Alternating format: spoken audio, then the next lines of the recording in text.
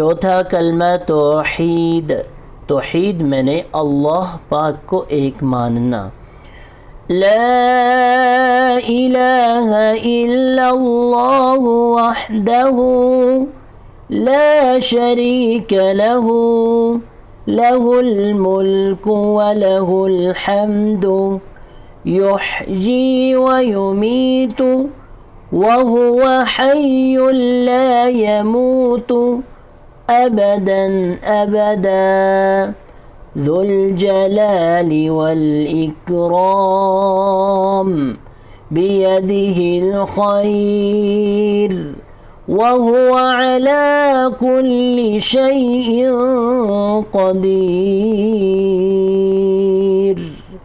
ترجمہ، اللہ کے سوا کوئی معبود نہیں، وہ اکیلا ہے، اس کا کوئی شریک نہیں، اس کے لیے بادشاہت اور اسی کے لیے تعریف ہے، وہی زندہ کرتا ہے، وہی مارتا ہے، اور وہ زندہ ہے، اس کو ہرگز موت نہیں، وہ ہمیشہ ہمیشہ رہے گا، بڑے جلال اور بزرگی والا ہے، اس کے ہاتھ میں نیکی ہے اور وہ تمام اشیاء پر قادر ہے۔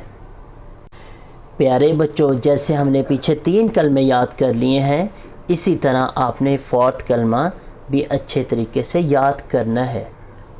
اس کلمے کا مطلب بھی آپ نے مائنڈ میں اچھے سے رکھنا ہے کہ 4تھ کلمے کا کیا مطلب ہے، اللہ پاک کو ایک سمجھنا، ایک ماننا، یعنی جو بھی کرنے والا ہے وہ کون کرنے والا ہے؟ اللہ پاک۔ ہم نے جو بھی اپنی مراد پوری کروانی ہے، ہم نے جو بھی مانگنا ہے وہ کس سے مانگنا ہے؟ اللہ پاک سے۔ سب دنیا میں سب کو چلانے والے، پوری دنیا کو چلانے والے کون ہیں؟ اکیلے اللہ پاک ہیں۔ اللہ پاک کے سوا کوئی بھی اس دنیا کو نہیں چلا سکتا، اور جو بھی دنیا میں ہوتا ہے وہ اللہ پاک کے آرڈر سے ہوتا ہے۔ تو ہم نے اس کو اچھے سے سمجھنا ہے، اس میں ساری توحید کی باتیں ہیں۔ ٹھیک ہے پیارے بچوں، اللہ حافظ، السلام علیکم ورحمۃ اللہ وبرکاتہ۔